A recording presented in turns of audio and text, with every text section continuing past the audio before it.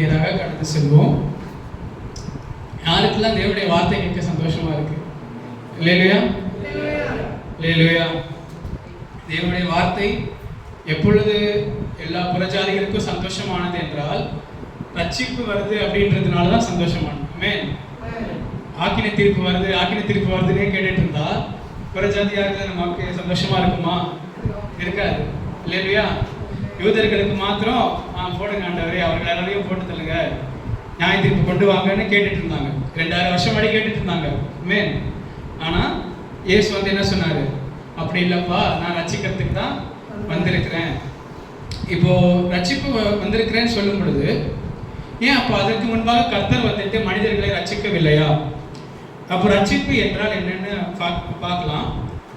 இதுல ஒரு முக்கியமான காரியம் என்னன்னா, ஆதாம்ல லைட்டா தொடங்கி எதற்காக கிறிஸ்து வேணும். ஏன்னா இந்த காலத்துல அநேக தேவர்கள் இருக்காங்க. அதுல வந்து ரொம்ப பெரிய ஒரு, அதாவது நமக்கு முன்பாக இருந்த தலைமுறை கூட பார்த்தீங்கன்னா ஓரளவுக்கு சரி உண்மையான தேவன் என்ன என்று தேடினர்களாக இருந்தாங்க. இல்லையா? எந்த மதத்தினராக இருந்தாலுமே உண்மையான தேவன் யாரு அப்படின்ற ஒரு தேடல் அவர்களுக்குள்ள இருந்தது. ஆனா இந்த காலத்துல அது வந்து சுத்தம், அதாவது எந்த தேவனா இருந்தா என்ன, எல்லாமே ஒண்ணுதான் அப்படின்னு கிறிஸ்தவர்களும் அவர்களுடைய தரத்துல இறங்குறதும், அவர்களும் வந்துட்டு அவங்க கடைசியில் பார்த்து நல்ல செய்யறதுல அவங்க நல்லா முந்திக்கிறவர்களாக இருக்கிறாங்க. இல்லையா? அப்ப இந்த மாதிரி ஒரு குழப்பங்கள், தேவன் யாரு, எதற்கு ரட்சிப்பு, என்ன ரட்சிப்பு, எல்லாம் ஒரே மாதிரி தான் இருக்கிறோம். ஒரு திடீர்னு ஞானஸ்தானம் எடுத்தோம்னு சொல்றாங்க. சரி, உங்க சடங்குல நீங்க ஞானஸ்தானம் எடுத்துக்கிறீங்க, எங்க சடங்குல நாங்க ஒன்று பண்ணிக்கிறோம். ஸோ எல்லாரும் ஒரு பதத்துல கடவுளுக்கு தங்களை ஒப்பு கொடுத்துக்கிறாங்க. இதுல என்ன பெரிய வித்தியாசங்கள் இருக்கு? எது சத்தியம்ன்ற ஒரு ஆசை முதலாவது இல்லை. அதனால இரண்டாவது, அப்போ எது ஃபர்ஸ்ட் சத்தியம்னு உங்களுக்குலாம் சொல்லிடுறோம். ஓகேங்களா? அதுக்கப்புறமா அதை நீங்க ஆழமாக இருந்த பின்பு, நீங்கள் அசைக்கப்படாமல் இருக்கும் பொழுதுதான் என்ன பண்ண முடியும்னா அடுத்த கனியெல்லாம் கொடுத்து அடுத்த மரத்தை வளர்க்க முடியும். நீங்க ஃபர்ஸ்ட் ஒரு விதையாக மண்ணுக்குள்ள சென்று அது வேறு ஆழமாக இருக்கும் பொழுதுதான் உங்கள் மரத்தை வந்து கல்லடிக்கும் பொழுது உங்களோட கனிக்காக என்ன செய்வாங்க? எல்லாருமே என்ன சொல்லுங்க? கனிக்காக என்ன செய்வாங்க? கல்லடிப்பாங்க. ஒரு கனி அவங்களுக்கு கிடைக்கணும்னா சும்மா லைட்டா பறிக்கிறவங்க, சிலர் ரொம்ப படிக்கிறவங்க இருக்கிறாங்க, சிலர் அதை கல் அடிச்சுதான் அந்த கனி விடுதான்னு பாக்குறவங்க இருக்கிறாங்க. அப்படி கிறிஸ்தவனா அப்படின்னு செக் பண்றதுக்கு கல் அடிச்சு பாக்குறவங்க இருக்கிறாங்க. உன்னை குத்துனா உனக்கு வலிக்குதா, நீ என்ன பண்ற திரும்ப அப்படின்ற செக்கிங் பண்றவங்க இருக்காங்க. அப்ப அந்த மாதிரி காரியங்கள்ல உங்களோட விசுவாசம் ஆழமாக இருக்க வேண்டும். அதாவது நம்ம இயேசு ஏற்றுக்கொண்டதுனால நம்ம வந்து எல்லா மனிதர்களும் இருக்கிற சுதந்திரம் எனக்கு போயிடுச்சு அப்படின்னு நினைக்கவே வேண்டாம். அவங்களுக்கு அழுக வந்தா நமக்கும் அழுக வரும், அவங்களுக்குள்ள ரத்தம் வந்தா நமக்கு குத்துனா ரத்தம் தான் வரும், அவங்க வலின்னு கத்துனா நம்மளும் வலின்னு தான் கத்துவோம். அப்போ இதற்கெல்லாம் ஆழமாக விசுவாசம்ன்றது ஒண்ணு இருக்கு, ரட்சிப்புன்னு ஒன்று இருக்கு என்பது அது பார்க்கலாம். முதலாவதாக இந்த உலகத்தை படைக்கும் பொழுது, இப்போ எல்லாருக்கும் உலகத்தை படைக்கும் பொழுது ஆதாமை படைத்துட்டு கர்த்தர் உனக்கு எப்படிப்பா உனக்கு உலகம் வேண்டும்னு கேட்டாரா, இல்ல உலகத்தை படைத்து விட்டு ஆதாம் அதற்குள்ள போட்டு வாழு என்று சொன்னாரா? வாழ சொன்னார். சோ 6 நாட்களுக்கு முதலாவது உலகத்தை முழுமையாக அவருக்கு எப்படி சித்தம் இருக்குதோ அப்படி படைத்து விட்டு ஆதாம் அங்க போட்டு இப்படிதான் இது படைச்சிட்டவனு, அதுல நீ வாழ்ந்துக்க, உனக்கு ரெக்க கொடுக்கல, உனக்கு மீன் மாதிரி உனக்கு தண்ணிக்குள்ளேயே நீந்து வாழ்றதுக்கான இதையும் கொடுக்கல, நீ மண்ணில் தான் வாழணும், நீ மண்ணில் நடந்து போகணும் அப்படின்ற சரீரம் இதான் உனக்கு சரீரம் அப்படின்னு கர்த்தர் அவனுடைய இஷ்டத்தெல்லாம் கேட்கல, இதை செய் என்று ஒரு கட்டளையாக கொடுத்தார். இல்லையா? அப்படிதான் நாம் இந்த உலகத்தை பார்க்க வேண்டும். கர்த்தருடைய பரிபூர்ண சித்தத்திற்காக அவர் சகலத்தையும் செய்கிறவர். இல்லையா? இல்லையா? சோ இப்போ ஆதி காலம் முதல் என்ன பெரிய போராட்டம் இருக்கு என்றால், கர்த்தருடைய சித்தமா மனிதனுடைய சித்தமா என்பதுதான் அதிக போராட்டம் இருக்கு. அதுக்கு இன்னும் ஆழமாக சென்றோம் என்றால், நம்முடைய ஜீவன் எங்கே இருக்கிறது அப்படின்ற ஒரு தெளிவு மக்களுக்கு இல்லை. ஓகே, நல்லா கவனிக்கிறது, நல்லா கவனிங்க. நம்முடைய ஜீவன் எங்க இருக்கிறது என்ற தெளிவு ஏவாளுக்கு இல்லை. அங்கிருந்து தான் என்ன செஞ்சதுன்னா எல்லாமே தொடர்ந்தது என்று பார்க்கிறோம். ஆதியாகமம் 3ஆம் அதிகாரம் 6ஆம் வசனம் தமிழ்ல வாசிங்க.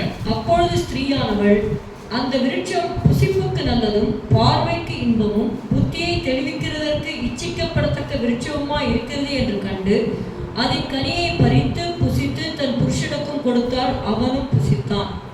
ஆமென். இங்க பார்க்கிறோம், அதாவது அந்த கனி மூலமா எனக்கு நிறைய நன்மை பெற போகிறேன், அந்த கனியை வைத்து எனக்கு நிறைய நன்மை நடக்க போகுது, எனக்கு வந்து என்னது ஞானம் கிடைக்க போகுது, எனக்கு அதை சாப்பிடுறது பார்க்கவே அழகா இருக்கு, ஸோ அப்போ அது எனக்கு கிடைச்சா அது ரொம்ப சந்தோஷப்படுவேன், அதை சாப்பிடும்போது இன்பமா இருக்கும். இந்த எண்ணங்கள்லாம் இருக்கு இல்லையா, இந்த கனி கிடைச்சிட்டா எனக்கு என் வாழ்க்கை இதுல தான் எனக்கு ஜீவன் இருக்குன்னு, இதுதான் வந்து அவனோட வீழ்ச்சிக்கான காரணமாக மாறிச்சு. இல்லையா? அப்போ கர்த்தர் ஆதாமை வைத்ததுக்கு சொன்னார், என்ன சொன்னார்னா, நீ தோட்டத்தை பண்படுத்த வேண்டும்னு. ஆமென். அவன் வந்து என்ன செய்யணும்னா, எக்ஸ்ட்ரா மரங்களை வளர வைக்கணும். ஒரு தோட்டம் அதுவா வளர்ந்துராது, உங்களுக்கு தெரியும். ஒரு தோட்டத்தை வச்சுட்டீங்கன்னா செடியா வந்து அழகா அரேஞ்ச் பண்ணி பக்கத்துல விதையெல்லாம் வந்து வளர்ந்துருக்கும், வளராது. ஒரு மரம் இருக்கும் வேணும், அதுலேருந்து என்ன செய்யணும், கனியை எடுத்து சாப்பிட்டு மறுபடியும் விதையை விதைக்கணும். நம்ம தான் அதை அரேஞ்ச் பண்ணணும். அவன் மூலமாக கர்த்தர் எல்லாத்தையும் சரி செய்யணும் எண்ணும் பொழுது இங்க என்ன நடக்குதுன்னா, இவங்க தங்களை சரி செய்யறதுக்கு ஒரு கனியை தேடுறாங்க. அல்லேலூயா. கர்த்தர் அதை சொல்லவே இல்லை. உங்களை நீங்க சரி செய்யணும்னு சொன்னாரா? நீங்க ஞானி, அந்த நேரத்துல ஞானம் தேவைப்படலை.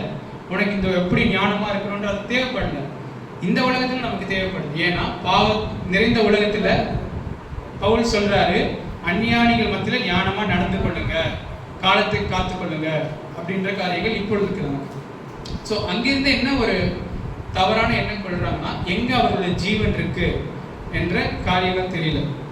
இங்கதான் வந்துட்டு இதுதான் வீழ்ச்சி. வீழ்ச்சி எங்க வருதுன்னா, உங்களுடைய ஜீவன் எங்க, உனக்கு பிரயோஜனமானது எங்க இருக்கு. சங்கீதத்தில் பார்க்க நமக்கு நன்மையை காண்பிக்கிறவன் யார் அப்படின்ற ஒரு கேள்விக்கு எழுப்புறாங்க. ஏன்னா எங்க நமக்கு நன்மை இருக்குன்றது ரொம்ப முக்கியமான விஷயம். ஓகே. இரண்டாவது என்ன பார்க்கலாம் என்றால், நன்மையான விஷயங்கள் வேணும். ஓகேங்களா? இப்போ நமக்கு தெரிஞ்சிச்சு நன்மையான காரியங்கள் வேணும். நன்மையை கர்த்தர் தான் கொடுக்கிறார் என்று வேதத்தில் பார்க்கிறோம். ஓகேங்களா? கர்த்தர் கொடுத்த ஒரு நன்மையாக சொல்லுகிற விஷயம் ஒன்று நியாய பிரமாணம், கர்த்தருடைய வேதம். ஓகேங்களா? வழி தப்பி போன மனிதன் அவன் விசுவாசம் பெற்ற பின் அவனுக்கு என்ன கொடுக்கப்படுது? நியாய பிரமாணம் கொடுக்கப்படுகிறது. அல்லேலூயா. இது ரொம்ப முக்கியம். வழி தப்பி போன மனிதன் ரட்சிக்கப்பட்ட பின், இஸ்ரேல் மக்களுக்கு எப்போ கொடுத்தாருன்னா, அவர்களை எகிப்திலிருந்து கொண்டு வந்த பின்பு என்ன கொடுத்தாரு? நியாய பிரமாணத்தை அவர் கையில் கொடுத்தார். ஸோ ரட்சிக்கப்பட்ட பின் நியாய பிரமாணம் என்னும் ஒரு நன்மையான காரியம் அவனுக்கு கொடுக்கப்படுகிறது. ஆனா இந்த நியாய பிரமாணம் எவ்வாறு கிரியை செய்யுது என்று ரோமர் 7ஆம் அதிகாரத்திலே நாம் பார்க்கிறோம். ரோமர் 7ஆம் அதிகாரம் வசனம் வாசிக்கலாம். ரோமர் 7:13 வசனம். இப்படி இருக்க நன்மையானது எனக்கு மரணமாயிற்றோ? அப்படி அல்ல, பாவமே எனக்கு மரணமாயிற்று. பாவம் கற்பனையினாலே மிகுந்த பாவம் உள்ளதாகும் படிக்கும், அது நன்மையானதை கொண்டு எனக்கு மரணத்தை உண்டாக்கினதினாலே பாவமாகவே விளங்கும் படிக்கும் அப்படி ஆயிற்று. நல்லா கவனிக்கலாம். நான் கடைசியாக முடிக்கும் பொழுது ஒரு நல்ல ஒரு சந்தோஷமான செய்தியோட முடிக்கலாம். ஆனால் ஆரம்பத்தில் ஒரு கடினமான கஷ்டமான போதனைகளை உள்ள ஏற்றுக்கொள்ள இல்லையா? அதுக்காக நான் இப்படி போகிறேன். முதலாவது நான் சரி புதிய ஏற்பாட்டிலேருந்து பழைய ஏற்பாடு போவோமான்னு யோசித்தேன். இல்லை, பழைய ஏற்பாட்டிலேருந்தே போகலாம். ஏன்னா அப்போதான் நம்ம இஸ்ரேல் மக்களுடைய பாடுகள் நமக்கு தெரியும். ஓகேங்களா? அப்போது நியாய பிரமாணம் கொடுக்கும் பொழுது அது ஜனங்களுக்கு சரியான வகையில் பயன்படுத்த தெரியவில்லை. இல்லையா? நியாய பிரமாணம் கொடுக்கப்பட்டது ஒரு நன்மையாக எழுதி வச்சு கொடுக்கப்பட்டது. ஆனால் அதை அவர்கள் ஒரு பரிசாக பெற்றுவிட்டு தேவனை விட்டார்கள். அவர்களை ரட்சித்தது நியாய பிரமாணங்களை, அவர்களை ரட்சித்தது தேவன். இல்லையா? தேவனை அவர்களை விட்டாங்க. அப்போ அங்க என்ன நடக்குதுன்னா 13ஆம் வசனத்துல நன்மையானது என்ன செஞ்சது? அவரை கரெக்டா படிங்க. நன்மையானது எனக்கு மரணமாயிற்றோ? நன்மையானது எனக்கு மரணமாயிற்றோ. ஓகேங்களா? ஏவாள் செய்த அதே ஒரு தவறு செய்தால் இதே நிலைமை தான் கிடையாது. என்னன்னா நியாயப்பிரமாணம் நன்மை தான், ஆனா அதை நீங்க ரொம்ப நம்பினீங்கன்னா அது உங்களுக்கு என்ன நடக்கும்? உங்களுக்கு மரணம் ஆயிடும். உங்களுக்கு உங்களோட ஒவ்வொருத்தர் தனிப்பட்ட வாழ்க்கைக்கு ஒரு மனிதன் நியாயப்பிரமாணத்தை மாத்திரம் நம்பினால் அது அவனுக்கு மரணத்தை கொண்டு வருகிற காரியமா இருக்கு. இதை குறித்து எடுத்துக்காட்டுகளை நாம் வேதத்தில் சிலர் வாசிக்கலாம். முதலாவது அகித்தோப்பேலை குறித்து வாசிப்போம். அகித்தோப்பேல் பத்தி தெரியுமா? யாருக்கெல்லாம் அகித்தோப்பேல் பத்தி தெரியும்? அகித்தோப்பேல் பத்தி தெரியுமா?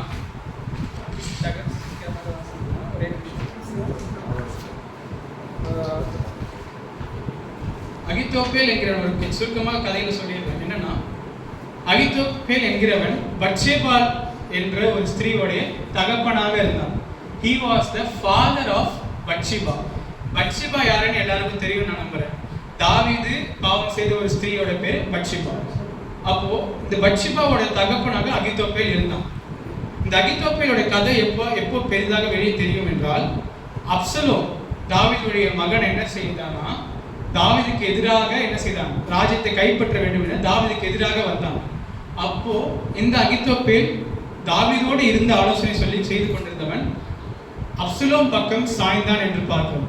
இவன் அப்சலோம் பக்கத்துல சாய்ந்து அவன் தாவீதுக்கு எதிராக செய்து கொண்டிருந்தான். அதுலயும் ஒரு ஆலோசனை, அகித்தோப்பேல் கொடுத்த ஒரு ஆலோசனைகள் நிறைய இருக்கும். அதுல என்ன கதைன்னா, இந்த தாவீது ஓடுவார். தாவீது என்ன செய்வார்னா, அப்சலோமுக்கு பயந்து அப்சலோம் சண்டை போட வேண்டாம், நம்ம நாட்டை விட்டு ஓடிடலாம் சொல்லிட்டு அவரும் அவர் கூட இருக்கிறவங்களாம் என்ன செய்வாங்க, ஓட ஆரம்பிச்சிருவாங்க நைட்டா. அப்சலோமுக்கு அவனுக்கு அந்த பேலஸ் கிடைச்சிரும், அந்த ராஜ்யம் கிடைச்சிரும். ஆனால் தாவீது ஓடிட்டு இருப்பார். ஓகே, கர்த்தர் தாவீது எந்த அளவுக்கு கர்த்தரோட விசுவாசம் இருந்ததுன்னா, உடன்படிக்கை பெட்டியை ஆசாரிகள் தூக்கிட்டு வருவாங்க. நாங்களும் அவங்களோட வந்துடுவோம் உடன்படிக்கை பெட்டியை எடுத்துட்டு. அப்போ தாவீது சொல்வாரு, இல்ல உடன்படிக்கை பெட்டியை நீ அங்கேயே வை, கர்த்தர் என்ன வேணா என்னை கூட்டிட்டு அங்க உட்கார வைப்பார் திரும்ப அப்படின்னு சொல்லிட்டு போயிடுவார். இவராக தாவீதோட விசுவாசம் அதிகமாக இருந்தது. இப்படி அவர் ஓடும் பொழுது தாவீது என்ன செய்தார்னா, ஹூஷாய்னு ஒருத்தர், ஓகேங்களா, ஹூஷாய்னு ஒரு மனிதர், he is also a counselor. ஒரு ராஜாக்கு அநேக ஆலோசனைகள் கொடுக்கிறவங்க இருப்பாங்க. ஒரு ராஜானா நிறைய ஆலோசனை கொடுக்கும். இப்போ கூட நமக்கு நாட்டில் சீஃப் மினிஸ்டர் பார்த்தீங்கன்னா அநேக மினிஸ்டர்ஸ் இருக்கிறாங்க இல்லையா? ஸோ அந்த மாதிரி அவங்களுக்கு ஆலோசனை கொடுக்க நிறைய பேர் இருக்கிறாங்க. ஸோ இதில் ஒரு ஆலோசகர் ஹூஷாய். இவர் அப்சலோம் பக்கம் சாயாமல் தாவீதுக்கு உண்மை உள்ளவராக இருந்தார். தாவீதுக்கு உண்மை உள்ளவராக இருந்தார். அப்போ இந்த ஹூஷாய் என்ன பண்ணவர்னா, ராஜா நானும் உங்களோடய வந்துடுறேன், நம்ம எல்லாரும் போயிடலாம் அப்படின்னு கூட வரேன்னு பார்த்து. அப்போ தாவீது சொன்னதுன்னா, இல்லை நீ எனக்கு எவ்வாறு உதவி செய்யணும்னா, நீ அப்சலோம் இடத்தில் சென்று அகித்தோப்பேல் கொடுக்கிற ஆலோசனைகள் நன்மையான ஆலோசனைகளாக இருக்கும், அதை எல்லாத்தையும் நீ நீ கொடுத்து அவன் என்னை தொடாதபடிக்கு நீ எனக்கு உதவி செய் அப்படின்னு அகித்தோப்பேலுக்கு எதிராக ஊஷாயை நிறுத்திட்டு போவார் இல்லையா? அப்போ அங்க ஊஷாய் பிடிக்கப்பட்டால் அவனுக்கு பெரிய ஆபத்து தான். ஆகவே அந்த ஊஷாய் என்ன பண்ணுவான்னா, தாவீதுக்கு ஆதரவாக அங்க போய் இருந்து ஆலோசனை கொடுக்கறதுக்காக அவன் அங்க இருப்பான். இப்போ இந்த கதையில் என்ன நடக்குதுன்னா, அகித்தோப்பேல் ஒரு ஆலோசனை கொடுப்பார். என்ன சொல்வார்னா, தாவீது இப்போதான் என்ன பண்றாரு, ஒரு நாட்டை விட்டு ஓடுறாரு. ஓடும் பொழுது எப்படி இருக்குன்னா, அவங்களுடைய மார்ச்சிங் பொசிஷன்ஸ் எல்லாமே ஒரு நாட்டை தள்ளிதானே போறாங்க, மூவிங்ல இருக்கிறாங்க இல்லையா? அவங்கள ஒரு படை போய் அடித்துக் கொள்வது ரொம்ப ஈஸி, சரிங்களா? ஒரு படையை திரட்டி கொண்டு வரும்பொழுது அவங்க பாட்டு நடந்து போயிட்டே இருக்கிறாங்க. அவங்க பின்னாடியே போயிட்டு அவங்க எல்லாரையுமே கொள்றது அவங்க என்ன பண்ண தெரியாது. அப்போ கொள்றது ரொம்ப ஈஸி, அதை பண்ணலாம் அப்படின்ற ஒரு ஆலோசனை கொடுப்பாரு. ஆனா அதுக்கு இவனும் வரமாட்டான், இதுக்கு ஒத்துக்க மாட்டான்னா ஆப்ஷன் ஒத்துக்க மாட்டான். அதை விட முக்கியமா அவர் என்ன கொடுப்பாருன்னா, சரி ஓகே அவங்களை கொல்ல வேண்டாம், இப்போ அவங்களை தொடர வேண்டாம். தாவீதும் அவங்க கூட இருக்கிறவங்க எல்லாம் என்ன பண்ணுவாங்க, நைட் ரெஸ்ட் எடுப்பாங்க. இருள் என்ன நைட்ல நம்ம இப்போதான் நமக்கு ரொம்ப லைட்லாம் இருக்கு, அந்த காலத்துல லைட்லாம் ரொம்ப கம்மி, ஓகே விளக்குல தான். ஸோ இருள்ல அவங்க படுத்துட்டு இருப்பாங்க. நான் போயிட்டு அவனை தாவீதை மட்டும் கொண்டுட்டு வந்துடுறேன் நைட். ஏன்னா இஸ்ரேல் மக்களை கொல்லணும்னு அவசியம் இல்லை, அவன் கூட இருக்கிறவங்களை கொல்லணும் அவசியம் இல்லை. தாவீதை மட்டும் அவன் நைட்டோட நைட்டா அவனை கொண்டுட்டு நான் வந்துடுறேன். அப்போ ராஜ்யம் உங்கள்கிட்ட ஸ்திரப்பட்டுரும் அப்படின்னு சொல்லுவாரு. இது ஒரு ரொம்ப நல்ல ஆலோசனை. இந்த ஆலோசனையை பற்றி அவங்க செய்திருந்தால் தாவீதுடைய மரணம் அன்றைக்கு நடந்திருக்கும். ஆனா ஹூஷா என்ன சொல்லுவார்னா, இல்ல அப்சலோம் நீங்க அப்படி செய்யாதீங்க, நீங்க என்ன செய்யுங்கன்னா வெயிட் பண்ணுங்க, இன்னும் வெயிட் பண்ணுங்க. எதுக்குன்னா தாவீது கூட இருக்கிறவங்களாம் பெரிய பலவான்கள், ஸோ நீங்க போனா தோத்து போயிருவீங்க.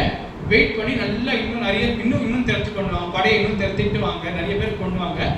அப்போ நீங்க மொத்தமா போயிட்டு பெரிய என்ன சொல்றது, நீங்க 100 பேரோட தான் நான் 10,000 பேரோட வரேன், அப்ப கண்டிப்பா யார் ஜெயிக்க போறா? இந்த இதுலலாம் படத்துலலாம் பார்த்தீங்கன்னா தெரியும் உங்களுக்கு. அதான் பெரிய ராணுவத்தில் வரவங்கலாம் பெரிய படம் வரும்பொழுது அவ்வளோதான் ஆட்டோமேட்டிக்காக அந்த ஓட ஆரம்பிச்சிருவாங்க அப்போ எதிர்த்துருக்கிறவங்க. அப்போ நம்ம பெரிய படையோட போயிட்டு அவங்களை கொள்ளலாம் அப்படின்னு சொல்லி அந்த ஆலோசனை கொடுத்துருவாரு. அப்போ அப்சலோமுடைய காதுக்கு எது இனிமையா இருந்துச்சுன்னா ஹூஷாய் கொடுக்குற ஆலோசனை ரொம்ப இனிமையா இருந்துச்சு. ஏன்னா தாவீதை மட்டும் கொள்ளு, அது நைஸா போய் கொள்றது வந்து அவனுக்கு பிடிக்கல. படையெல்லாம் தெரிஞ்சுட்டு கொண்டு போயிட்டு நம்மளுடைய பலனை காட்டுவோம் அப்படி இப்படின்னு உடனே அந்த புகழாரம் அவனுக்கு ரொம்ப பிடிச்சிருச்சு. இதை வந்துட்டு ஹூஷாய் வந்துட்டு சொன்ன உடனே நடத்தலாம். அகித்தோப்பேலுடைய கதை அப்படி நடக்கும்னா, இப்படி தன்னுடைய ஆலோசனை ஏத்துக்கலன்னு அகித்தோப்பேல் என்ன செய்வான்னா வீட்டுக்கு போயிட்டு தன்னைத்தானே கொண்டு கொள்வான் பார்க்கும். he will commit suicide. ஓகேவா? அகித்தோப்பேல் செய்கிற காரியம் he will commit suicide. அவன் என்ன செய்வானா வீட்டுடைய எல்லாத்தையும் சரி செய்து விட்டுட்டு அப்புறம் அவன் சூசைட் பண்ணிக்குவான் இப்படின்னு போட்டுரு. எதற்கு இதுனா, இதில் ஏன் வந்து அகித்தோப்பேல் இந்த காரியங்களை பார்க்கும் பொழுது அகித்தோப்பேலுக்கு வந்து தாவீது கூட இருக்கிறவங்களோட கஷ்டம் இருக்கிற மாதிரி தெரியல. அகித்தோப்பேலுக்கு யார் மேல கஷ்டம் இருக்குன்னா கசப்பு இருக்குது என்றால் தாவீது ஒருவன் மேல மாத்திரம் இருக்குது கசப்பு இருக்குது. அப்போ இந்த கசப்பை வந்துட்டு அவன் என்ன செய்யறான்னா அதை அவன் நிறைவேற்றணும், அவன் வந்து அவனுக்கு எதிராக வரணும் என்று எதிர்பார்க்கிறான். இதுவும் எதற்காக சொல்றேன்னா, இந்த காரியங்களுக்கு முன்பாக தான் தாவீது என்ன செய்திருப்பான், பத்சேபாளுடைய முதலாவது கணவனை கொன்றிருப்பான். கேக்குறீங்களா?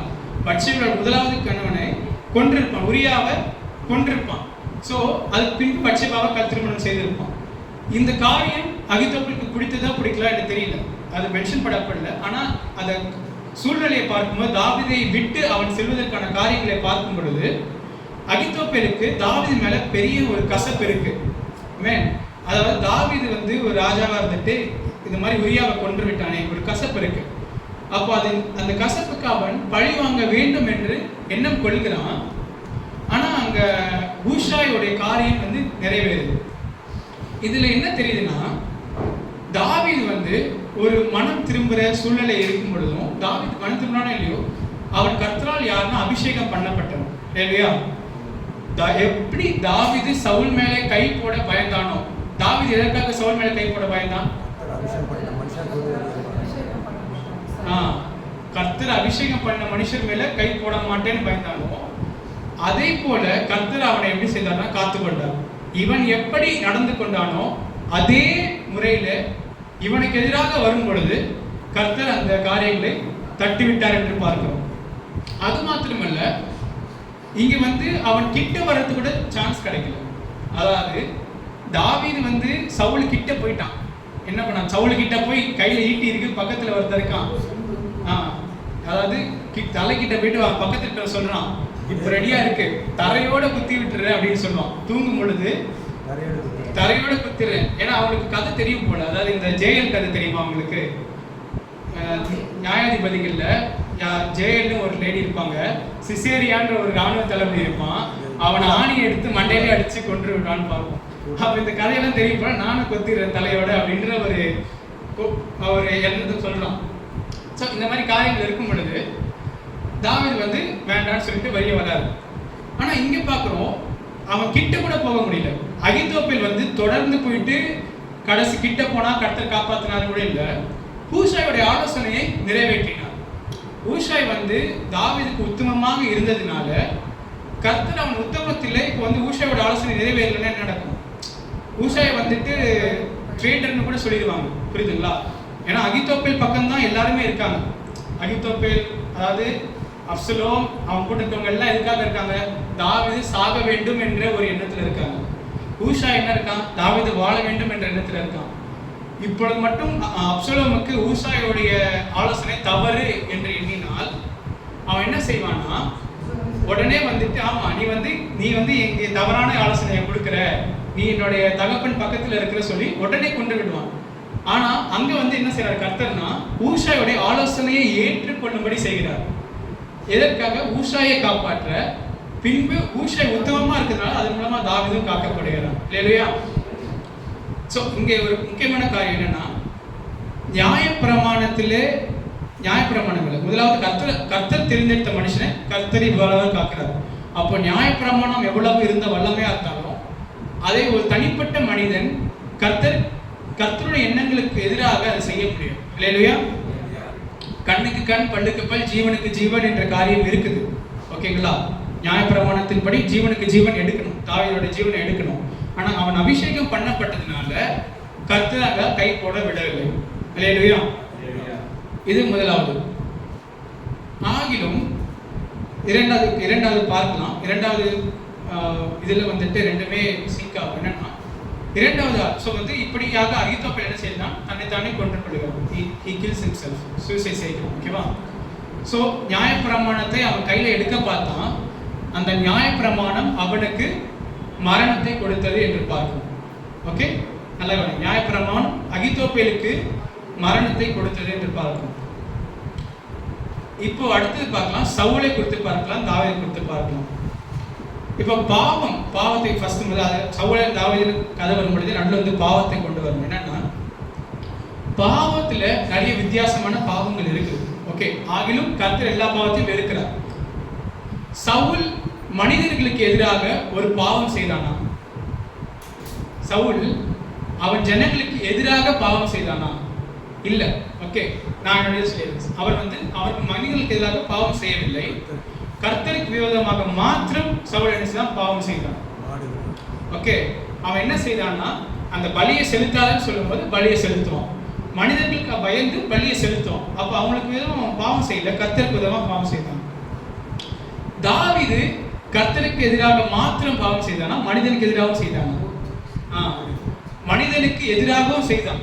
அவன் கர்த்தருக்கு விரோதமாக செய்யறான், கர்த்தரை பிரமாணங்களை மீறுகிறான், உரியாவை கொள்ளுகிறான். ஓகேங்களா? அப்போ மனிதர்களுக்கு எதிராகவும் அவன் என்ன செய்யறானா, அவன் இறங்குறான். அப்போ ரெண்டு லெவல்ல, இப்போ கர்த்தரை மாத்திரம் இல்ல, கர்த்தர் மனிதன் ரெண்டுத்துக்குமே இறங்குறான். ஆனா ஏன் சவுலை விட்டு கிருபை நீங்கிட்டு ஏன் தாவீது இடத்தில் கிருபை தங்கி இருந்தது அப்படின்றத பார்க்கலாம். என்ன சொல்றீங்க? 51 சங்கீதம் கன்ஃபெஸ் பண்ணிக்கிறான். Okay, correct. ஆமென், கரெக்ட் தான். அதுல என்ன மனம் திரும்புகிறான் என்ற வார்த்தை தான். அது இன்னும் தெளிவாக சொல்லணும்னா நிறைய விதத்தில் மக்கள் செய்யற பாவங்கள் வந்து கர்த்தருக்கு பிடிக்காத ஒரு பாவங்கள் தான். ஓகே, இப்போ நாம் மனிதர்களுக்கு எதிராக செய்யும் பொழுது சில நேரங்களில் அந்த பாவம் வந்து வெளிப்படையாக தெரியுது. சரிங்களா? மனிதர்களுக்கு எதிராக ஒன்று செய்யறாங்க, ஒருத்தங்க திருட்டுறாங்க, ஒருத்தங்க கொல்றாங்கன்னா உடனே தெரிஞ்சது. ஓகே, இவன் கொலைகாரன், இவனை பிடி, இவன் வந்து ஃப்ரீயா இருக்கக்கூடாதுன்ற ஒரு அவர் பாவின்றது அவனுக்கு வெளிப்படையாக அவனுக்கும் கண்டிப்பா தெரியணும். ஏன்னா நம்ம கொலை செஞ்சிருக்கிறோம் அப்படின்ற வரும் பொழுது தெரிஞ்சிருது. உணர்த்துதல் அப்ப எப்படி இருக்கணும், அது பனிஷ்மெண்ட் பயங்கரமா இருக்கும். ஓகேங்களா? ஒருத்தவர் கொலை செஞ்சுட்டான்னா அவனை வந்துட்டு ஃப்ரீயா விட்டுருவாங்களா? அட்லீஸ்ட் கொஞ்சம் வருஷம் உள்ளே வைப்பாங்க. கரெக்டுங்களா? ஜெயிலில் இருக்கிற அட்லீஸ்ட் சொல்றேன், அது டிபெண்ட்ஸ் ஆன் த கொலை. கொஞ்சம் வருஷங்கள் உள்ளே வைப்பாங்க, சில காயல் தண்டனை, சில தூக்கு தண்டனை அப்படி கொடுக்குற இதுதான் இருக்கிற காரியங்கள். ஏன்னா அது வெளிப்படையாக வந்துருச்சுன்னு அர்த்தம். ஆனா கர்த்தருக்கு விரோதமா செய்யற பாவம் வெளிப்படையாக வராது, அவ்வளவு ஈஸியாக வராது. இதை நீங்க இதே சவுலை போல் ஒரு காரியம் எங்க பார்க்கலாம்னா ஆப்னே பினேகாஸை குறித்து பார்க்கலாம். ஆப்னே பினேகாஸ் என்ற ஒருத்தர் இருப்பாங்க. யாருன்னா ஏலியுடைய புத்திரர்கள். அவங்களை குறித்து என்ன சொல்லுவார் ஏலினா, மனிதனுக்கு விரோதமாக அந்த வசனம் படிங்க. ஆப்னே பினேகாஸ் குறித்து பார்க்கலாம் ஒரு வசனம். அவர்கள் என்ன செய்வாங்கன்னா அவர்கள் ஆசாரியர்கள், ஆனா அவர்கள் வந்து மனிதனுக்கு விரோதமாக இல்ல, கர்த்தருக்கு விரோதமாக மாத்திரம் செய்வாங்க. எதன் போட்டு படிங்க. என் குமாரரே வேண்டாம், நான் கேள்விப்படுகிற இந்த செய்தி நல்லதல்ல. கர்த்தருடைய ஜனங்கள் மீறி நடக்கிறதற்கு காரணமாய் இருக்கிறீர்களே. மனுஷனுக்கு விரோதமாக மனுஷன் பாவம் செய்தால் நியாயாதிபதிகள் அதை தீர்ப்பார்கள். 1 சாமுவேல் 2:25. ஒருவன் கர்த்தருக்கு விரோதமாக பாவம் செய்வானே ஆகில் அவனுக்காக விண்ணப்பம் செய்யத்தக்கவன் யார் என்றான். அவர்களோ தங்கள் தகப்பன் சொல்லை கேளாமல் போனார்கள். அவர்களை சங்கரிக்க கர்த்தர் சித்தமாயிருந்தார். அல்லேலூயா. அதாவது ஏலி என்ன சொல்றாரு பாத்தீங்கன்னா, மனிதனுக்கு எதிராக மனிதன் பாவம் செய்துச்சானா, ஓகேங்களா, அது நியாயாதிபதிகள் பார்த்து கொள்வாங்க, நீங்க கவலைப்பட வேண்டாம் அப்படின்னு சொல்றான். நியாயாதிபதி வந்து நியாயம் கேட்பாங்க அப்படின்னு. ஆனா நீங்க செய்யற பாவம் கர்த்தருக்கு விரோதமாக செய்யறதுனால இதை யாரு கேட்கறது உங்கள்கிட்ட அப்படின்னு அவரு கெஞ்சுறாரு. அப்போ ஒரு மனிதன் கர்த்தருக்கு விரோதமாக இருக்கிறானா இல்லையான்றது எப்படி வந்து தெரியும்னா அவனுக்கும் கர்த்தருக்கு மாத்திரம் தெரியும். அல்லேலூயா. அவனுக்கும் கர்த்தருக்கும் மாத்திரம் தெரியும். அந்த அர்ப்பணிப்பு அவன் கர்த்தரிடத்தில் தன்னை அர்ப்பணித்திருக்கிறானா இல்லையான்றது அவனுக்கும் கர்த்தருக்கும் மாத்திரம்தான் தெரியும். அதற்கான உணர்த்துதல் வர்றதும் பெரிய கடினமான ஒரு காரியம். இதனால தான் நிறைய பேர் ஏன் ரட்சிக்கப்படாம இயேசு வேண்டான்னு இருக்கிற காரியம் நீங்க யோசிச்சீங்கன்னா தெரியும். இயேசு வேண்டான்னு இருக்கிறாங்கன்னா அவர்கள் மனிதர்களுக்கு எதிராக பாவம் செய்யல.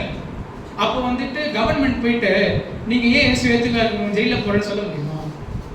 சொல்ல முடியாது. கரெக்டுங்களா? ஏன்னா அவங்க மனிதர்களுக்கு எதுவுமா செய்யல. மனிதர்களுக்கு எதிராக நியாயாதிபதியில் வருவாங்க. ஆனா அவர்கள் பாவங்கள் எப்படி இருக்குன்னா தேவனுக்கு விரோதமாக மாற்றம் இருக்கு.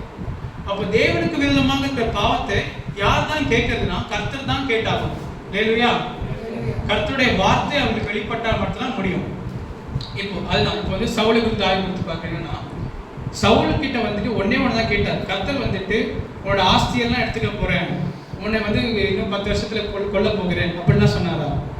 என்ன அவனுக்கு கொடுக்கப்பட்ட வார்த்தைன்னா இந்த ராஜ்யம் வந்து உனக்கு இலவசமாக கொடுக்கப்பட்டது. நீ பென்யமீன் நாட்டாளன், உனக்கு இலவசமாக இந்த ராஜ்யம் கொடுக்கப்பட்டது, இலவசமாக இது உன்கிட்ட எடுத்துக்கொள்ளப்படும். இதை விட்டுட்டு அடுத்த ராஜாவை நான் பார்க்க போறேன் அப்படின்னு கர்த்தர் சொல்லிட்டார். இந்த தேவனுடைய வார்த்தையை அவன் நீதி என்று ஒப்புக்கொண்டு வாழ்க்கையை வாழ்ந்திருந்தானா அவன் இன்னும் கொஞ்ச நாள் எக்கச்சக்க நாட்கள் வாழ்ந்திருக்கலாம். அவனுடைய பிள்ளைகளும் எக்கச்சக்க நாட்கள் என்ன செஞ்சிருக்கலாம், வாழ்ந்து. இது தேவனுடைய வார்த்தை, இந்த ராஜ்யம் என்னை விட்டு பறி போனது, நான் இதை வந்து விட்டுறேன் அப்படின்னு வாழ்ந்திருக்கலாம். ஆனா அவன் அந்த தேவனுடைய வார்த்தைக்கு கீழ்ப்படியல. அதை அவன் ஒத்துக்கவே இல்லை. அவன் என்ன சொல்வான்னா அவன் வந்து சரின்னு சொல்லுவான். ஆகிலும் தாவீது தான் அடுத்தது வரப்போகிறான்னு பார்க்கும் பொழுது தாவீதுக்கு எதிராக அவன் என்ன செய்யறான்னா துரத்தி கொண்டு வரான், படை எடுத்துட்டு வரான், கொல்லணும்னு நினைக்கிறான், இந்த காரியங்கள்லாம் அவன் செய்ய பார்க்கறான். அப்போ அதுல என்ன தெரியுது, அவன் வந்து கர்த்தருடைய நீதின்னு ஒத்துக்கல. இந்த ராஜ்யத்தை சரி கர்த்தர் சொல்லிட்டாரு, ஆனா நான் விட்டாதானே போகும், நான் பிடிக்கிறேன், திரும்ப தாவீதை கொண்டுட்டேன்னா நான் ராஜ்யத்தை பிடிச்சிக்கலாம்ல அப்படின்ற ஒரு கர்த்தருடைய வார்த்தைக்கு எதிராக அவன் தர்க்கம் பண்ணிக்கிறான், சண்டை போடுறான். கடைசியில அவனுக்கு எந்த வார்த்தை தான் கர்த்தருடைய வார்த்தை எப்படின்னு தெரியுமா? கர்த்தரும் கிட்ட ஒரு சின்ன பலி கேட்பார், என்னை ஏற்றுக்கொண்டு அவ்வளவுதான் நீ ஆசீர்வதிக்கப்பட்டிருப்பான்னு சொல்லுவார். இந்த சின்ன பலியை செலுத்தாத போது பலி வந்து கொஞ்சம் பெருசாகிக்கொண்டே வரும். ஓகேங்களா? பலி வந்து ஏறிக்கொண்டே வரும். அவனை கேட்டதும் ராஜ்யத்தை மட்டும் விட்டு அவ்வளவுதான். மதுரை குமாரெல்லாம் ஒண்ணுமே இல்லை. ஆனா அதுக்கப்புறமா கடைசியில அந்த பாவங்கள் ஏறி போய் கடைசியில சவுல் வந்து ஒரு சூனியக்காரி கிட்ட போகிறான்னு பார்ப்போம். ஓகே, கவனிங்களா? கர்த்தருடைய வார்த்தை அவன்கிட்ட வராதனால ஒரு சூனியக்காரியிடம் போய் சென்று அவன் என்ன செய்கிறான்னா சாமுவேலை எனக்காக எழுப்பு. ஏன்னா வார்த்தை இல்லை, கர்த்தருடைய வார்த்தை காணும். நீ பாவம் பண்ணிக்கொண்டே போகும் பொழுது உனக்கு கர்த்தருடைய வார்த்தை என்ன வரல. அப்பொழுது அவன் என்ன செய்யணும்னா சாமுவேல் வந்து என்ன சொல்றாருன்னா கர்த்தர் தான் உன்னை தள்ளிட்டாரேப்பா, நீ வந்து ராஜ்யத்தை மட்டும் விட மாட்டேற. சரி, நாளைக்கு நீயும் உன் குமாரரும் என்னோட இருப்பீங்கன்ற ஒரு வார்த்தை வருது. என்னன்னா மரண வார்த்தை வருது. அதாவது குமாரர் கர்த்தர் தொடவே இல்லை, இது வரைக்கும் தொடவே இல்லை. உன் குமாரரை அழிப்பேன்னு சொன்னாரா? இல்லை. ஆனா அவன் போக அவன் பாவங்கள் ஏற கடைசியில ஒரு வார்த்தை அவனுக்கு வர வார்த்தைன்னா உன்னையும் உன் குமாரரையும் நான் எடுக்க போறேன் அப்படின்ற ஒரு வார்த்தை வருது. அந்த வார்த்தை கேட்ட பின்னும் அவன் என்ன செய்யறானா போருக்கு போகிறான். இது நீதின்னு தெரியுது இல்லையா? அப்ப அந்த நேரத்திலே ஆண்டவரே அப்ப அதாவது முடிஞ்சிச்சாங்க. கர்த்தரோட வார்த்தைனா நீ இவன் எடுக்க போற சொல்லிட்டாரு, குமார் எடுக்க போற சொல்லிட்டாரு, போருக்கு போறான். சரி, ஓகே, இப்போ கர்த்தர் நியாயத்தை கொடுத்துட்டாரு, சரி ஆண்டவரை கொண்டுடுங்க, என்ன எப்போ கொள்ளுங்க அப்படின்னு இருக்கலாம். யோனாவை போல எலியாவை போல அவங்களாம் என்ன சொன்னாங்க, நீர் என்னை கொள்ளுன்னு உட்கார்ந்துட்டு இருந்தாங்க. கர்த்தர் சரி நான் கொல்ல மாட்டேன், அப்படியே வெயிட் பண்ணலாம், பார்க்கலாம் என்ன நடக்குதுன்னு அப்படின்னு வெயிட் பண்ணாங்க. சரிங்களா? அந்த மாதிரி வெயிட் பண்ணலாம். புரியுதுங்களா? யோனா, மோசே, எலியா இவங்களாம் வந்து என்னை போதும் ஆண்டவரை எடுத்துக்கொண்டோம், நான் சாகுறது நல்லோம், இவங்களாம் சாகுறேன்னு புலம்பிட்டு இருந்தவங்க காத்துட்டு இருந்தாங்க. கர்த்தர் கொண்டுட்டோம், கர்த்தர் கையில செத்துட்டு போகலாம், மேலே போகலாம் அப்படின்னு இருந்தாங்க. ஆனா கர்த்தர் பண்ணல, வெயிட் பண்ணாரு. சரிப்பா நீ ஓகே, நீ ஒப்பு கொடுத்துட்ட, என்ன இதுக்கப்புறம் என்ன இருக்கு அப்படின்னு வெயிட் பண்ணாரு. ஆனா இந்த மனிதனுக்கு பார்த்தீங்கன்னா அவன் போருக்கு போறான். கடைசியில போர்ல கூட நீங்க வாசிச்சா தெரியும் அவன் சாகலன்னு இருக்கும். குமாரரை மட்டும் கர்த்தர் கை வைத்திருப்பாரு. ஆனா கடைசியில அவனுக்கு அந்த வார்த்தை சரி சாகிறது தான் நீதி சொல்லி அவன் கடைசியில என்ன பண்றான், சூசைட் பண்ணிக்கிறான்னு பார்க்கணும். சவுலும் என்ன செய்யறான், he commits suicide. That is, nobody is killing him. God's word has come that he is going to die. கடைசியில அவன் அதை என்ன செய்யறானா, இந்த வார்த்தைக்கு மட்டும் அவன் கீழ்ப்படுகிறான். புரியுதுங்களா? கர்த்தர் நிறைய வார்த்தை கொடுப்பார் வாழ்க்கை முழுக்க. நல்லா இருப்ப, ஆசீர்வாதமா இருப்ப, இந்த நீதியா நல்ல வார்த்தைகளை கொடுக்கும் பொழுதே ஏற்றுக்கொள்ளணும். அதை அவன் ஏற்றுக்கொள்ளாம அவன் வந்து நீ சாக போறன்ற வார்த்தையை மாத்திரம் அனுசரா விசுவாசிக்கிறான். மேன் ஆதாமை பார்த்தா கூட ஆதாம் கூட கிருபை கிடைச்சதாங்க. ஆதாம் கூட என்ன கிருபை கிடைச்சதுன்னா, இந்த சாகிற குசிக்கிற நாளே சாவாயின்னு சொல்லிட்டாரு. ஆனா அவனை யாரும் கொள்ளல, சாகல அவன். ஓகே, வெயிட் பண்றான், சாப்பிட்டுட்டு வெயிட் பண்றான், ஒளிஞ்சுக்கிறாங்க, ஏதோ பண்றாங்க. அன்றே பயந்தேன்னு திரும்பிக்கிட்ட வரான். அப்பா சொல்றாரு, என்னப்பா இப்படி பண்ணிட்ட, சரி இப்போ உனக்கு தோல்வடைய ஊத்துறேன், உனக்கு வாக்குத்தை கொடுத்து பண்றாரு. சாபங்கள் வருது, ஆனா உடனே மரணம் வரவில்லை. சவுலுக்கும் அதே மாதிரி தான் வெயிட் பண்றாரு கர்த்தர். ஆனா அவன் மனம் திரும்பாம தன்னை கொள்வது மேல் அப்படின்ற ஒரு எண்ணத்துல கொள்றான்னு பார்க்கணும். ஆனா இதுவோ தாவீதை பார்க்கலாம். தாவீது நேர் எதிர்மாறா. தாவீது தேவனுக்கு விரோதமாகவும் மனிதர்களுக்கு விரோதமாகவும் பாவம் செஞ்சுட்டான், மத்தவா செஞ்சுட்டான், வெயிட்டிங்ல இருக்கான். வந்து அவனுக்கு நியாயத்திற்கு வரப்போகுது. ஆனா கர்த்தர் வந்துட்டு சொல்லிட்டு கொள்வார். ஓகேங்களா, கர்த்தர் வந்துட்டு உன்னை எடுக்க போறப்பா, ரெடி பண்ணிக்க சொல்லிட்டு கொண்டுருவாரு. அப்போ வராரு, நாத்தான் தீர்க்கதரிசி வராரு. வந்து என்ன சொல்றாருன்னா, இந்த மாதிரி ஒரு கதையை சொல்லிட்டு என்ன சொல்றாரு, பத்சேபாக்கு எதிராக அவன் செய்த பாவத்தை கதையா சொல்லிட்டு இந்த மாதிரி என்ன பண்ணா சொல்லும்போது உடனே தாவீதுக்கும் வருது, நாலு தனியாக திரும்ப செலுத்தணும். அப்படி எடுத்தது 4 times. அதுல வேதத்தை படிச்சீங்கன்னா தெரியும், வீட்டில் படிங்க. நாலு தனியாக இவ்வாறு ஒரு தப்பு செஞ்சவன் நாலு தனியாக திரும்ப தண்டனை செலுத்தணும்னு சொல்லுவான். உடனே நீதான் அந்த மனுஷன் அப்படின்னு சொன்ன உடனே அவனுக்கு தெரிஞ்ச கர்த்தர் இருக்கிறாரு, கர்த்தர் பார்க்கிறாரு, நான் பாவம் செய்தேன் அப்படின்னு ஒப்புனேன். உடனே அடுத்த வார்த்தை வந்து, சரி நீ சாக மாட்டாய், சொல்லுங்க, நீ சாக மாட்டாய் என்ற வார்த்தை அவனுக்கு வந்துருச்சு. இந்த வார்த்தையை அவன் விசுவாசிக்கிறான். ஆமென். அவனுக்கு ரட்சிப்பு கொடுக்கிற வார்த்தையை என்ன சொல்றான், விசுவாசிக்கிறான். சரி நான் சாக மாட்டேன், நான் சாக விரும்பல, சாகாதபடிக்கு கர்த்தர் பாவம் நீங்க. ஆமென். நீ சாகாதபடிக்கு அது பாவத்தை நீங்க செய்தார். சோ நீ சாக மாட்டேன்னு ஒரு வார்த்தை வந்து அதை விசுவாசிக்கிறான். சவுலுக்கு வந்து சாவை பத்திலாம் பேசவே இல்லை, ஒரு ராஜ்யத்தை மட்டும் கொடுத்துரு நெக்ஸ்ட் அப்படின்னு சொன்னாரு. அப்ப அந்த சின்ன வார்த்தை, அவனுக்கு மரணம் ஜீவன்லாம் ஆல்ரெடி கிவன், நீ ஜீவனோட இருக்கிற, நல்லா இருக்கலாம் இருக்கு, ராஜ்யத்தோட கொடுத்து அப்பதான் செய்யல. ஸோ இதுல என்ன வித்தியாசம்னா, கர்த்தருடைய வார்த்தை வரும் பொழுது அதை நாம விசுவாசிக்கணும்ன்றது பார்க்கிறோம். இரண்டாவது, நியாய பிரமாணத்துடைய வார்த்தையில ஜாக்கிரதையா இருக்கணும்.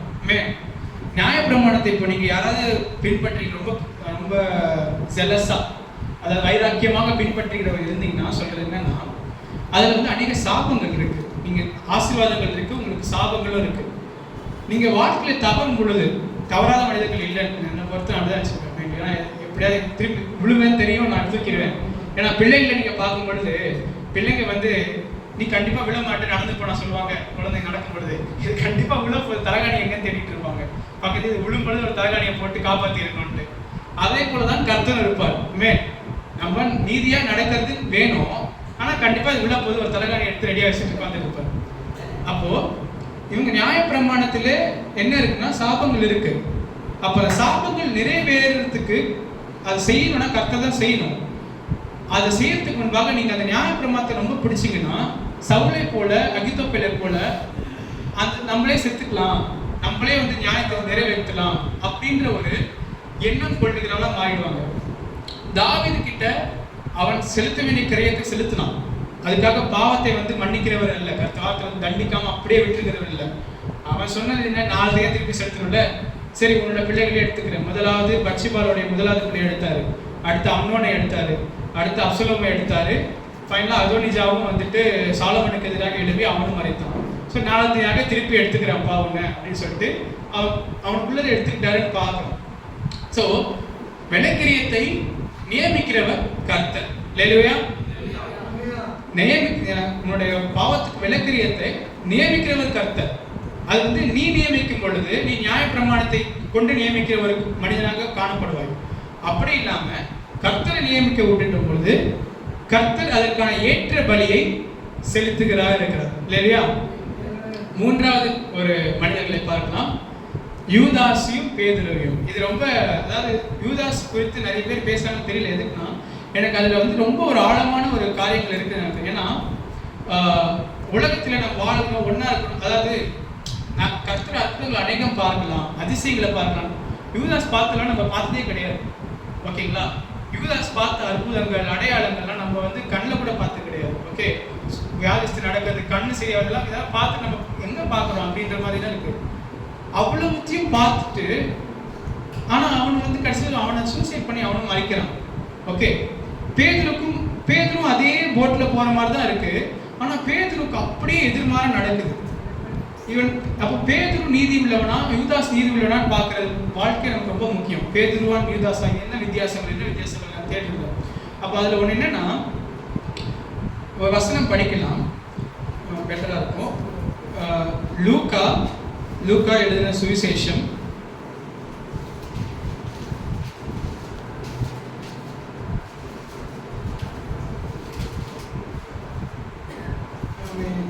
சுவிசேஷம் அதாவது ஓகே, இதில் அதாவது யூதாஸ் மனம் திரும்பினான்னு ஒரு காரியம் இருக்கும். அது மத்தேயுல இருக்கா லூக்கால இருக்கா எனக்கு ஒரு சந்தேகம்.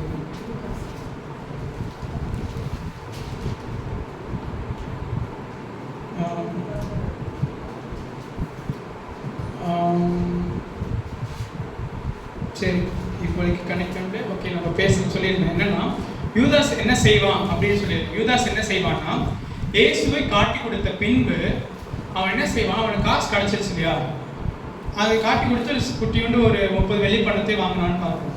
அந்த வெள்ளி காசு வந்து என்ன பண்ணுவான்னா, திரும்பவும் போயிட்டு பிரதான ஆசாரியர் மேலே வீசி எறிஞ்சிட்டு குற்றமில்லாத ரத்தத்தை காட்டி கொடுத்தேன் அப்படின்னு சொல்லுவான்.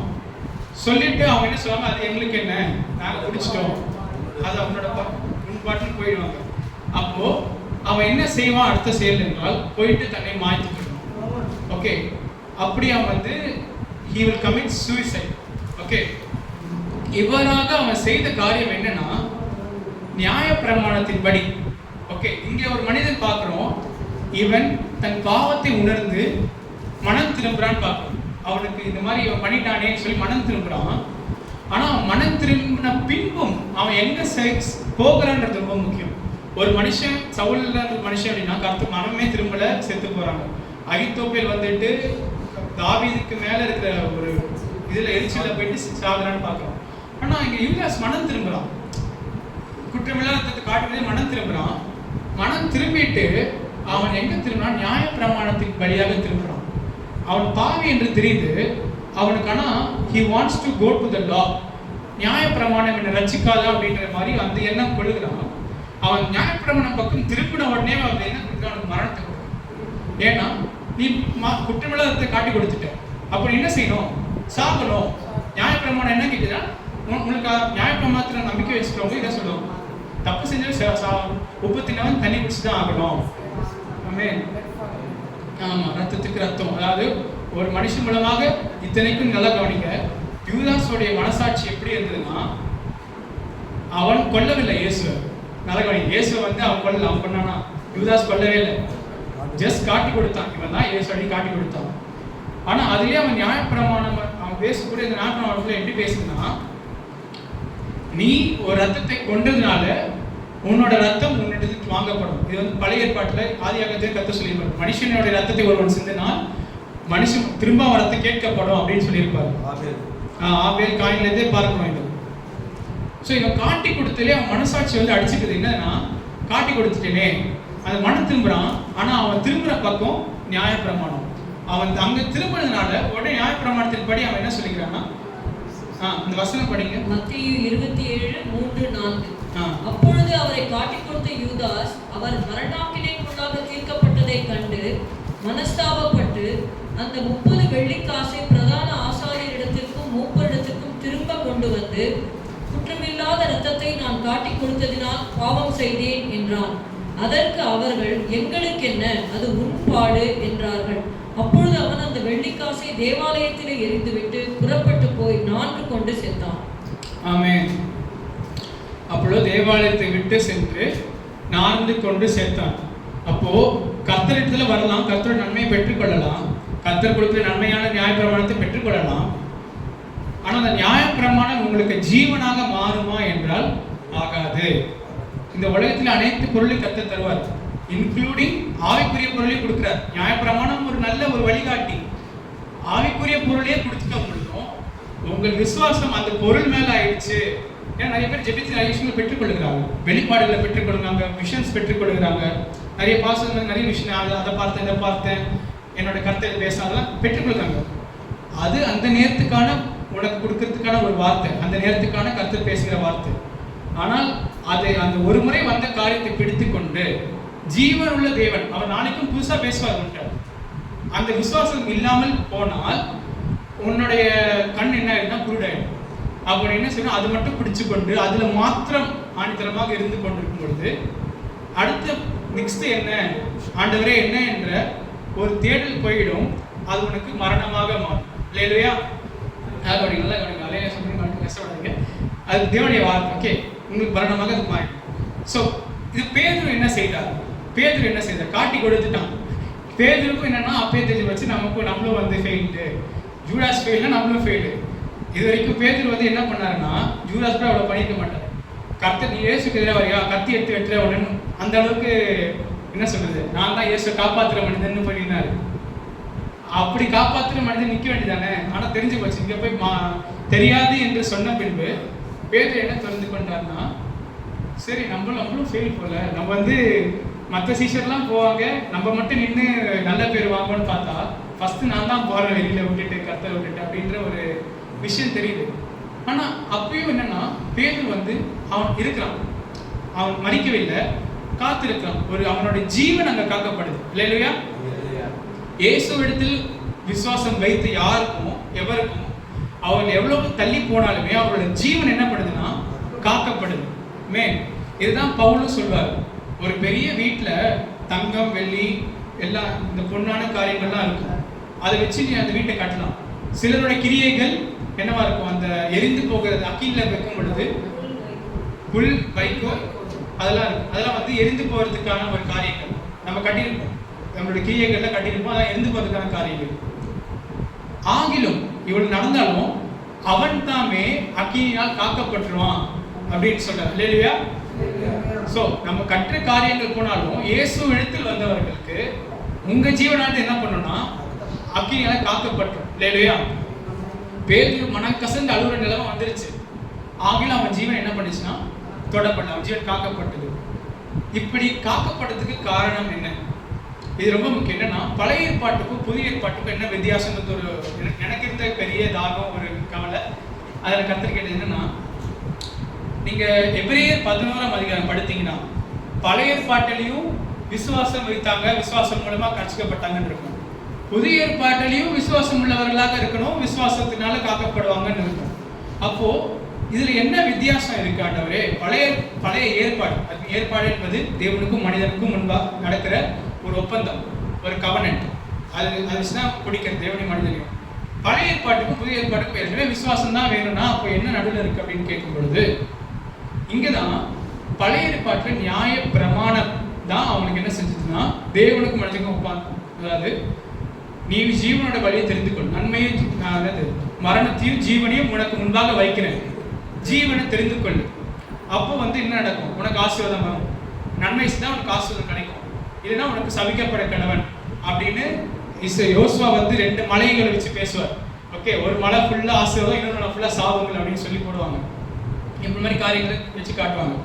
அப்போ புதிய ஏற்பாடு எப்படி நடந்துச்சுன்னா அது நம்ம வந்து இயேசுவோடைய சரீரத்திலையும் ரத்தத்திலையும் நடக்குதுன்னு பார்க்கணும். இல்லையா?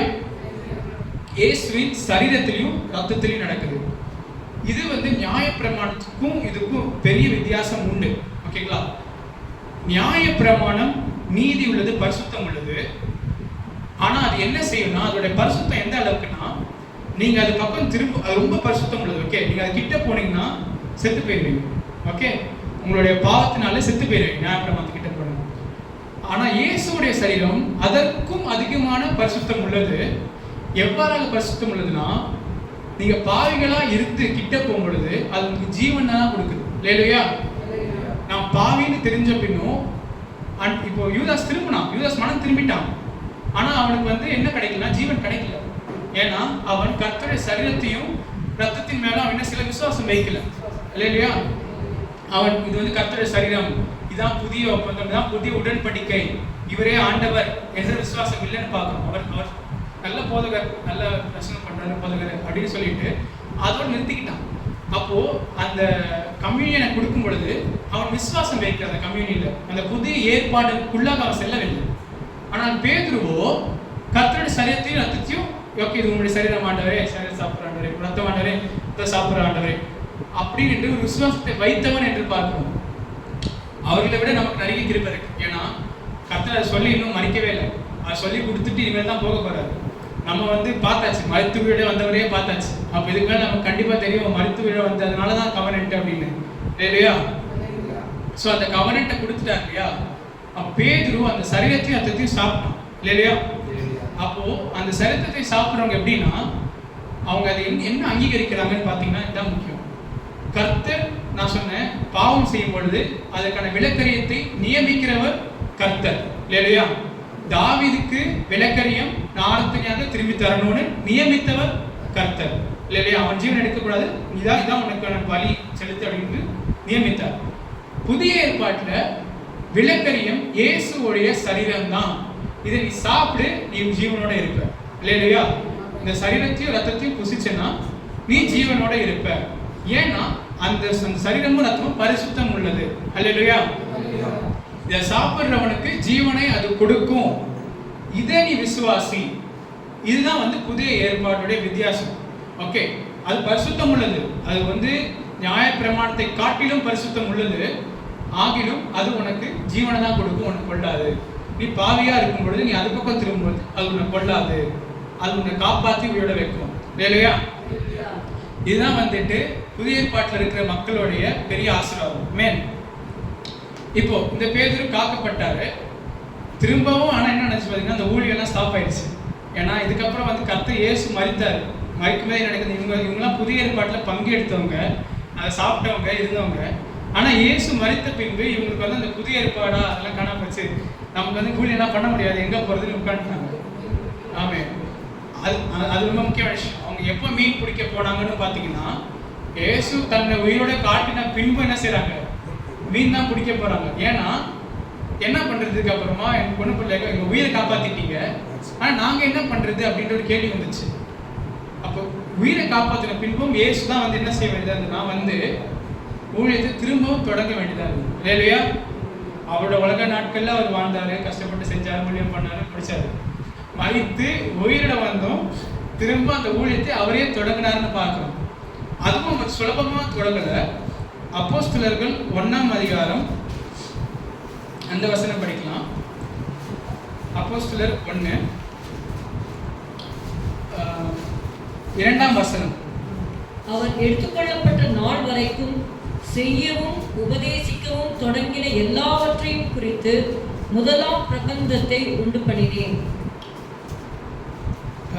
பரிசுத்த ஆவியின் மூலம் 1ஆம் வசனம் படிங்க. தெயோப்பிலுவே, இயேசுவானவர் தாம் தெரிந்து கொண்ட அப்போஸ்தலருக்கு பரிசுத்த ஆவியினாலே கட்டளையிட்ட பின்பு அவர் எடுத்துக்கொள்ளப்பட்ட நாள் வரைக்கும் செய்யவும் உபதேசிக்கவும் தொடங்கின எல்லாவற்றையும் குறித்து முதலாம் பிரபந்தத்தை உண்டு பண்ணினேன். ஆமென். உயிர்த்தெழுந்த இயேசு பரிசுத்த ஆவியின் மூலமாக மாத்திரம்தான் என்ன செஞ்சார்னா அவர் அந்த கிரியைகளை செய்து கொண்டார் இல்லையா. அவர் நினைச்ச நேரத்துக்கு ஒரு இடத்துல மாட்டிக்கொள்ளல. அவரை பார்க்குறோம், பூட்டின கதவுக்குள்ள வீட்டுக்கு வராருன்னு பார்க்குறோம். ஓகே, அதாவது பூட்டின இடத்துக்குள்ள வராரு, திடீரென வருவார், திடீர் மறந்து போறாரு. அப்போ இங்கன்னா பரிசுத்த ஆவியானவர் நியமிக்கிறது தான் இப்போ. ஓகேங்களா. அப்போ முதலாவது இயேசுவே முதலாவது பரிசுத்த ஆவியினால இப்போ உயிர்த்த பின்பு நடத்தப்படுகிறாரு. இதுல என்ன தெரியுதுன்னா ஊழியத்தை நடத்துறது யாரு? பரிசுத்த ஆவியானவர் தான் நடத்த முடியும். அதனால தான் இயேசு அடுத்து சொல்ல, ஓகே நீங்க நடத்துறதுக்கு இன்னும் ஃபுல் ஆகல, போயிட்டு தரிசனம் தரித்திருங்க, பரிசுத்த ஆவியானவர் வரும்பொழுது ஸ்டார்ட் ஆக போகுது அப்படின்னு.